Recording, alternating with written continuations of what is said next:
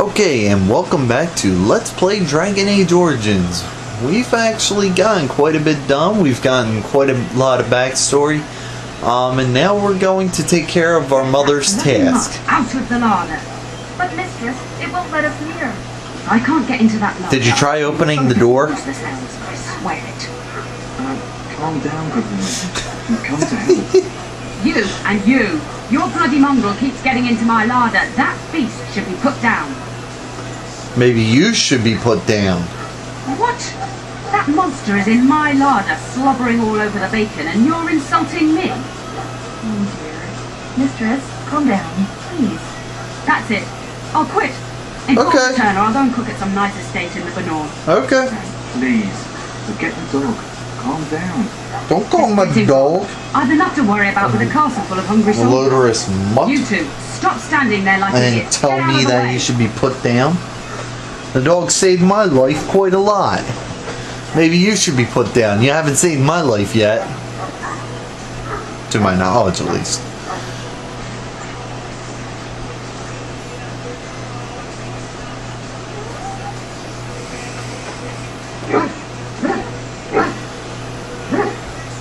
Oh, look at that mess. How did he even get in? Bark, bark.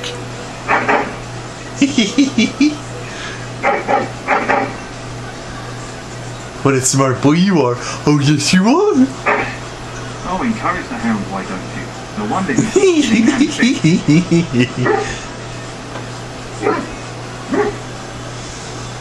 He does seem like he's trying to tell you something. Wait. Do you hear that? Alright, I gotta come up with an epic name. Well, since Awakening had its Sir Pounce-a-lot, we gotta come up with a more creative name than that.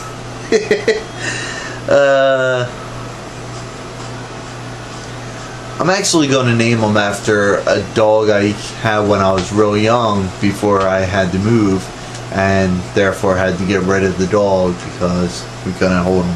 But Moose, he was a golden retriever, purebred. I had him from the time I was 1 to like 10. Like I had him when I was 5 to 10 years old, and he was my doggy.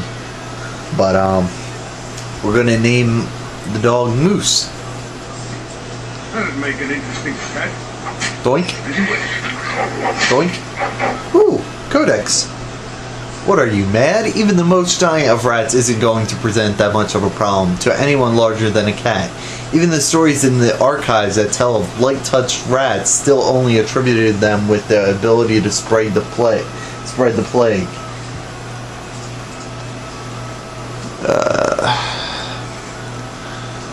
The rats themselves got no larger than perhaps 3 feet in length, covered in sharp bony spikes and boils. Disturbing? Certainly. But dangerous? This is no fantasy conjured by madmen, young man. You have much more important creatures to concern yourself with. Transcript of a lecture given by Nalia, Senior Enchanter of Hosberg, 844 Blessed. Note, she was later eaten by a blight rat in 846 Blessed. Yeah, there's more important creatures, huh?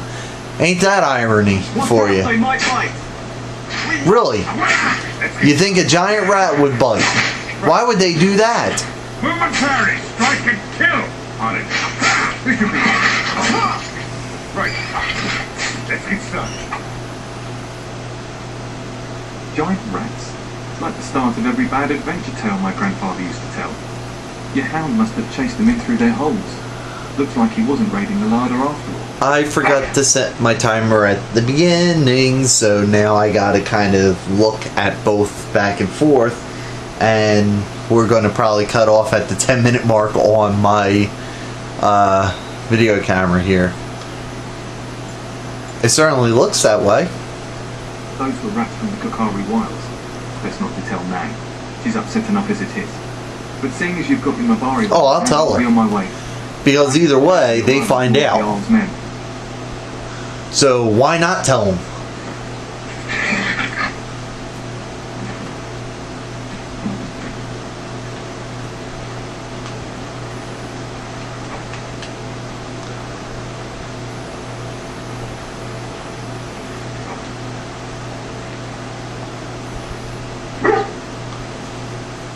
I need to be cleaned. Can you do something about this gory mess? Ah, nice and clean. Do you see anything interesting? Oh, didn't find anything. We'll try it again. Do you see anything interesting? Damaged cake. Alright. Cake. Excellent. Good boy. That's a happy doggy. Ooh. We'll equip the mace. Forgot I had gotten that. I gave him the cake. Do you see anything interesting? Yay! The piece of wood! You don't really know what it is, but it looks like it could be used as some kind of weapon.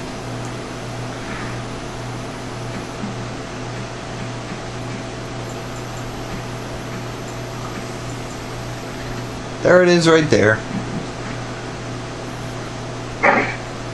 Do you see anything interesting? Alrighty, I'm going to do the rest of that off screen. That way you guys aren't getting bored out of your mind. There he is, as brazen as you please, licking his chops after helping himself to the roast, no doubt. Actually, he was defending your larder from rats. Big ones. What? Rats? Not the large grey ones. They'll rip you to shreds, they will! See, now you've gone and scared the servants. I expect those filthy things are dead. My faithful warhound made sure it's safe. Oh, I bet that dog led those rats into there to begin with. Don't even start with the sad eyes. I'm immune to your so-called charms. Oh. Here then, take these pork bits and don't say that Nan never gives you anything. Bloody dog. Yay! Thank you. Now we can get to work. That's right, you two. Quit standing about.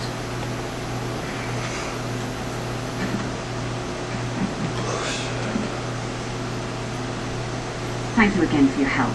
Now, if you'll just hold on a moment. I'll just go. Agni, get moving with those casts. And Kath, do you think you can serve that to the turn with dirt from the floor all over it? Miserable bad. Oh, bat am I? We've got to work double time on supper. Why would you without the say heart that and aloud? complaining. Any more rat problems? Don't even mention that. These two will run like a pair of frightened kittens, and then where will I be? Still in the same area, just with a scale on your face? He is. Don't start with me. You've gotten all you're getting today. But what about you, my lord? Been keeping safe and well behaved, I hope? When it's convenient. To be truly good is doing right by others, even when it doesn't suit you. Do you remember that bedtime tale I used to tell you, the dog that bit? I remember it. Good. Then you can start. I have to say the option. I'm being a sarcastic one to her. In a dark and murky world, there was a smelly cook. You'd think I hadn't told you this tale 1,000 times. All our fathers' fathers came down from the mountains. A warhound was born to the elder bitch of a tribal chief. They named him Hahaku and gave him everything.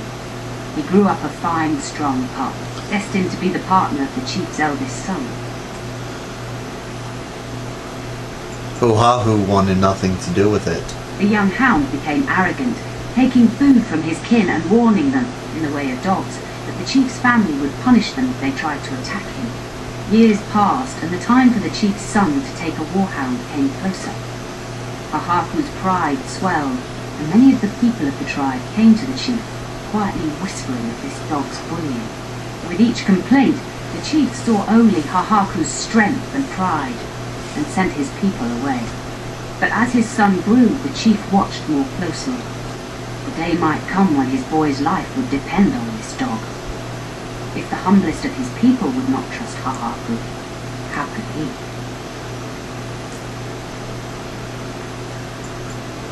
I'm thirsty. I'll just go get a drink.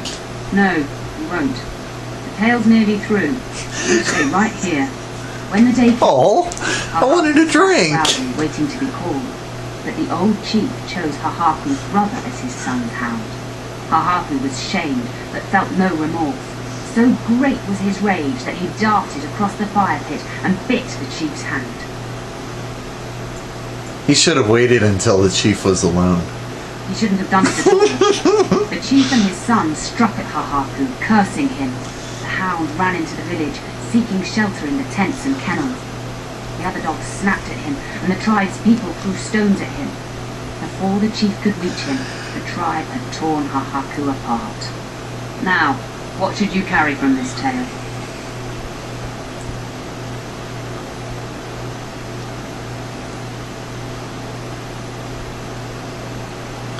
No one is above justice. Precisely.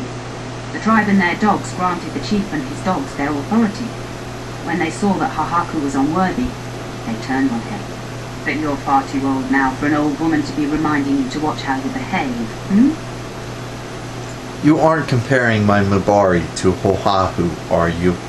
It's a story worth repeating. That's all. Be off with you then. Tell your brother farewell before he rides off to war.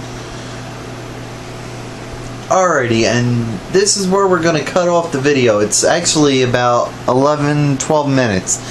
So thank you everyone for watching this part of Let's Play Dragon Age Origins, and please tune into the next one. Thanks for watching, guys.